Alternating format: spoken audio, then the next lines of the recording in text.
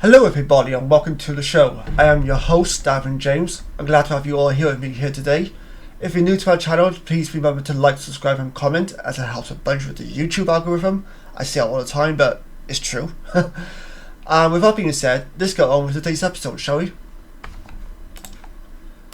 Okay, so today I got a video game topic which I'm very interested to know and seeing how people feel about this news. And also, if you're just a video game fan in general, if you're a new viewer here, or you're a regular viewer for that matter, I'm very curious to know if you're a video game fan, what's your favourite video game, your favourite genre of video games, favourite franchise, whatever it may be. So, let me know in the comment section below and hopefully we can have a good discussion. But the game that's mostly on many people's minds right now is GTA 6. GTA is like the most successful game franchise there is, probably, without a doubt. And many people loved GTA 5 when that came out back in 2013, myself included, especially Trevor. Oh, if you know anything about the game's main characters, Trevor is obviously one of them. And if you know anything about Trevor, you can understand why he's not likable, but for some individuals, he can be quite likable. And I even like the online side of things. The grind when you're doing the heist missions and setups and you're starting your businesses and, you're buying cars, you're buying houses. A lot of good stuff like that I enjoyed. It got a little bit too much for me after a while, to the point where I had to cut it quits because it's so much of a grind. You're like, I can't be bothered doing this. Especially if you're not doing it with people you trust as well. And then it could be very boring, it could be very stressful, and it could be very distasteful, I guess you could say. But recently, a CEO for the company Take-Two Interactive, which is basically like a developing, publishing company. I'm not sure it's just for video games themselves, but they mostly have a hand in video games. The CEO, Stratis Salnik, has recently hinted the game could be hitting shelves as early as next year, which I personally doubt. That seems too likely, and considering we haven't got any official news surrounding the game, I'm not really going to put my money on the fact that it's coming out next year. If you want to say maybe 2025 or 2026, I'm like, yeah, that makes more sense. But considering we have not seen a poster, we've not had a trailer, we've not had anything apart from leaks, rumours and speculation and whatnot. Other than that, we haven't had anything concrete. So I really not dread to think, but I really doubt the game will be coming out next year, in my own opinion. He recently titled that we have a very robust pipeline of titles and we have a great outlook for 2025, where we've reiterated our belief that we'll generate about 8 billion in net bookings and over 1 billion in adjusted operating cash flow. Very nice for some people. Feel free to give some money over here. Don't stress. The 2025 window suggests that the game will be released between the 1st of April 2024, again, very unlikely in my opinion, and the 31st of March 2025. As the hype grows bigger, aimed speculation for when gamers can get their hands on GTA 6, people are also eager to know how much it could set them back in terms of their wallet, which is very understandable because games these days are very hefty in terms of a price tag.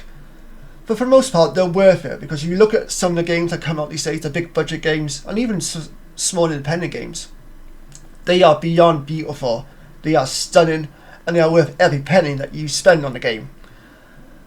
Or a games console even, you got the new gen consoles, you got the PS5, you got the different Xbox consoles like X, Y and Z, or how many the ones are doing now. I don't know why they just call it a number, like Xbox blah blah blah, instead of just putting different letters in every new Xbox console they have, because it just gets confusing for me. But I'm a PlayStation guy and also a PC guy, as you can tell, in terms of games anyway. And yeah, I will say that when it comes to new gens consoles, the price tag can be quite hefty. But you sort of expect that. Like, that's kind of the idea when it comes to the new consoles and new video games that come out. Like, they're so great in terms of technology, and it's so, like, top to bottom spectacular that you expect them to be a hefty price tag.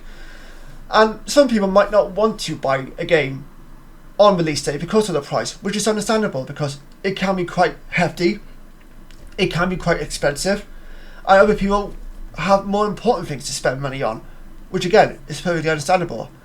Some people would rather wait until they come on second hand, like from a second hand shop or whatever it may be, or whether they wait a year or two, then get the game going to be on sale or whatever. So I understand some people, you know, might not actually be comfortable with buying a game straight away. But according to Deluxe 2, I don't have any idea what it is, so yeah, we'll go with that. But it is believed that GTA 6 could be priced at $150, almost $100 more than its predecessor GTA 5, upon its 2000 release.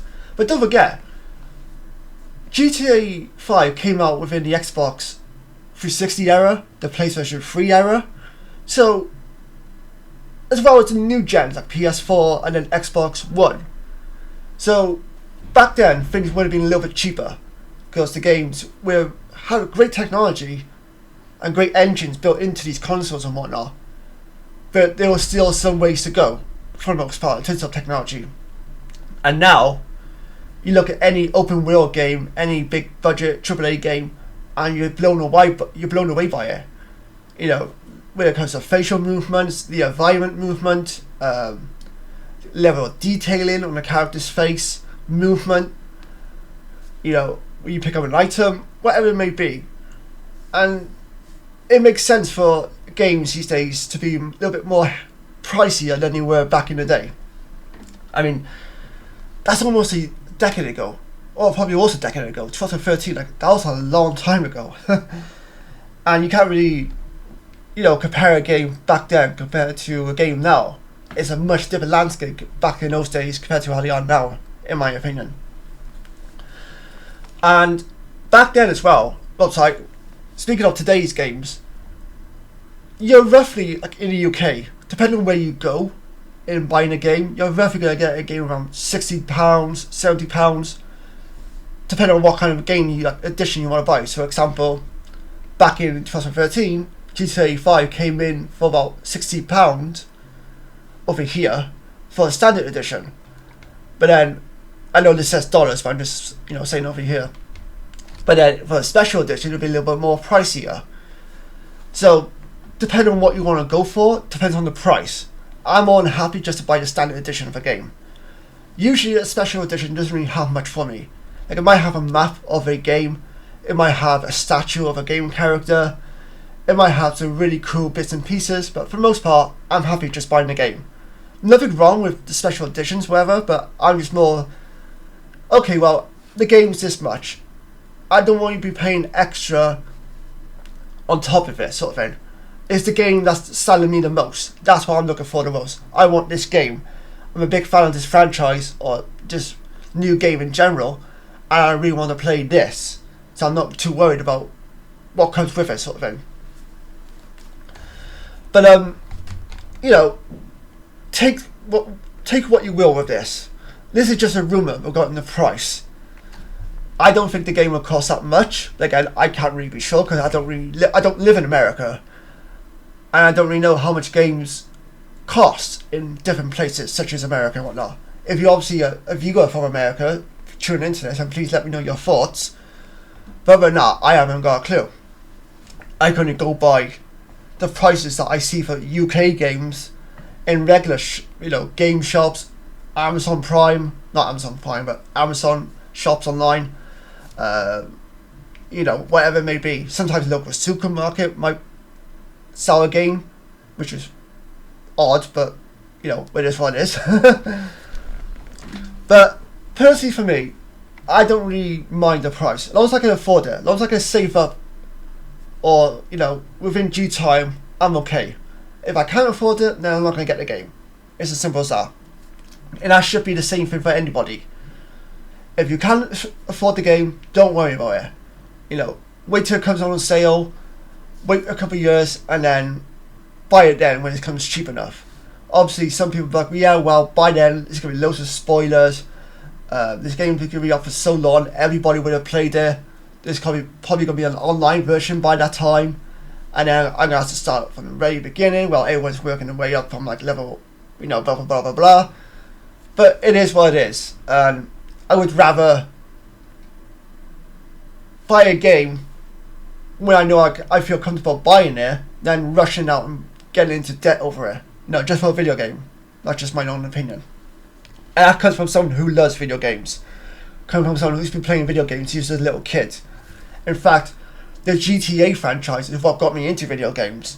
You know, going back since the PS1 era, my brother got me introduced to video games.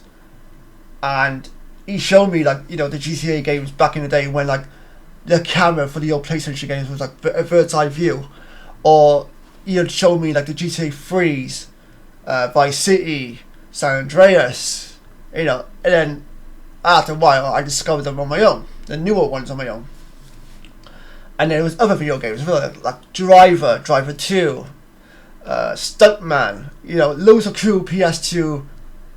Yeah, PS2 era games, but as well as some old PS1 games as well.